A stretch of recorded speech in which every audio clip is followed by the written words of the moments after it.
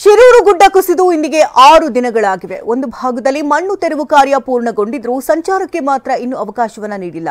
ಇದರ ಮಧ್ಯೆ ಇನ್ನೂ 3 ಮೃತದೇಹ ಕುಸಿತ ಮಣ್ಣಲ್ಲಿ ಹುದುಗಿದೆ ಎನ್ನಲಾಗುತ್ತದೆ. ಈ ಸುದ್ದಿಯನ್ನು ನೋಡೋಣ ಸಾವಿನ ಗುಡ್ಡ ನ್ಯೂಸ್ ಟಾಪ್ನಲ್ಲಿ. ಶಿರೂರು ಗುಡ್ಡ ಕುಸಿತಕ್ಕೆ ಇಂದಿಗೆ ಬರ್ತಿ 6 ದಿನ ಕಳೆದಿತ್ತು. ಹೆದ್ದಾರಿಯ ಒಂದು ಭಾಗವಷ್ಟೇ ಮಣ್ಣು ತೆರವು ಕಾರ್ಯ ಪೂರ್ಣವಾಗಿದೆ. ಗುಡ್ಡ ಕುಸಿತದಿಂದಾಗಿ ನದಿ ಮತ್ತು ರಸ್ತೆಯಲ್ಲಿ ಮತ್ತೊಂದು ಗುಡ್ಡ ಸೃಷ್ಟಿಯಾದಂತಾಗಿದೆ.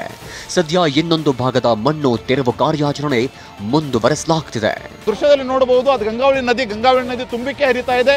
ಆ ಗಂಗಾವಳಿ ನದಿಯಲ್ಲೇ ಈಗ ಗುಡ್ಡ ಸೃಷ್ಟಿಯಾಗಿದೆ. ನೀವು ನೋಡಬಹುದು ಯಾವ ರೀತಿಯ ದ್ವೀಪದಂತೆ ಅಲ್ಲಿ ಸೃಷ್ಟಿಯಾಗಿದೆ. ಅಲ್ಲಿರುವಂತಹ ಬಂಡೆಕಲ್ಲು ಮಣ್ಣುಗಳನ್ನು ತೆರವು ಮಾಡುವಂತಹ ಕೆಲಸವನ್ನು ಸಹಿತ ಆಗಬೇಕಾಗಿದೆ.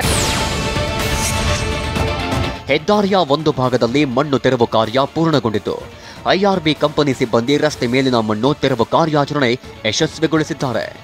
ಇನ್ನೊಂದು ಭಾಗದಲ್ಲಿ ಮಣ್ಣು ತೆರವು ಕಾರ್ಯಾಚರಣೆ ನಡೆಸಲಾಗುತ್ತಿದ್ದು ಒಂದ್ ಕಡೆ ವಾಹನ ಸಂಚಾರಕ್ಕೆ ಮುಕ್ತವಾದರೂ ತಾತ್ಕಾಲಿಕವಾಗಿ ನಿರ್ಬಂಧ ಮುಂದುವರೆಸಲಾಗಿದೆ.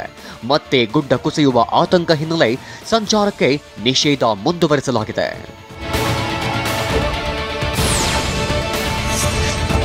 ಸದ್ಯ ಹೆದ್ದಾರಿಯ ಒಂದು ಭಾಗದಲ್ಲಿ ಮಣ್ಣು ತೆರವು ಕಾರ್ಯ ಪೂರ್ಣಗೊಂಡಿದೆ.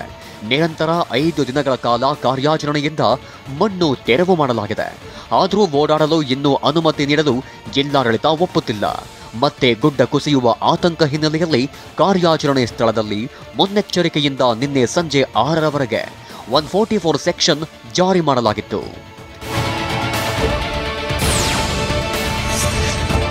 ಕುಸಿತ ಗುಡ್ಡದಡಿ ಮನೆ ಮಾಲೀಕರು ಉಸಿರು ಚೆಲ್ಲಿದ್ದು ಮೂಕ ಪ್ರಾಣಿ ನಾಯಿಯೊಂದು ಅವರ ಬರುವಿಕೆಗಾಗಿ ಕಾಯುತ್ತಿದೆ.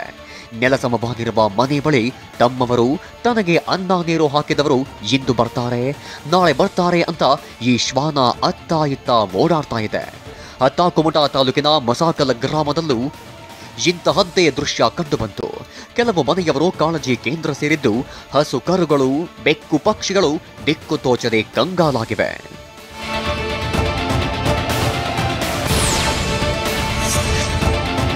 ಶಿರೂರು ಗುಡ್ಡ ಕುಸಿತದಿಂದ ಉಳುವರೆ ಗ್ರಾಮಕ್ಕೆ ಎಫೆಕ್ಟ್ ತಟ್ಟಿದೆ. ಗ್ರಾಮದಲ್ಲಿ ಗುಡ್ಡ ಕುಸಿತದ ಆತಂಕ ಎದುರಾಗಿದ್ದು ಎಲ್ಲಿ ಜೀವ ಕಳೆದುಕೊಳ್ಳುತ್ತೇವೆ ಅಂತ 30 ಕುಟುಂಬಗಳು ಮನೆ ತೊರೆದು ಕಾಳಜಿ ಕೇಂದ್ರದಲ್ಲಿ ಆಶ್ರಯ ಪಡೆಯುತ್ತಿದ್ದಾರೆ.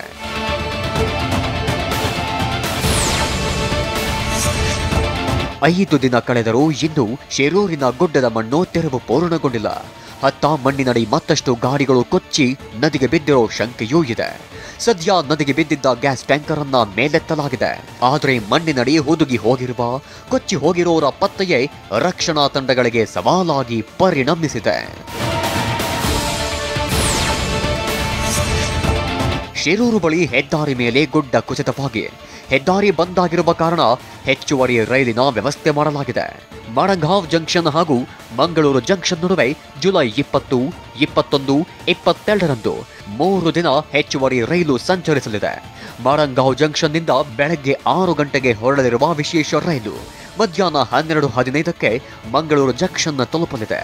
ಮಧ್ಯಾಹ್ನ 12:40ಕ್ಕೆ ಮಂಗಳೂರಿನಿಂದ ಹೊರಟು 7 ಗಂಟೆಗೆ ಮಡಂಗಾಂವ್ ತಲುಪಲಿದೆ.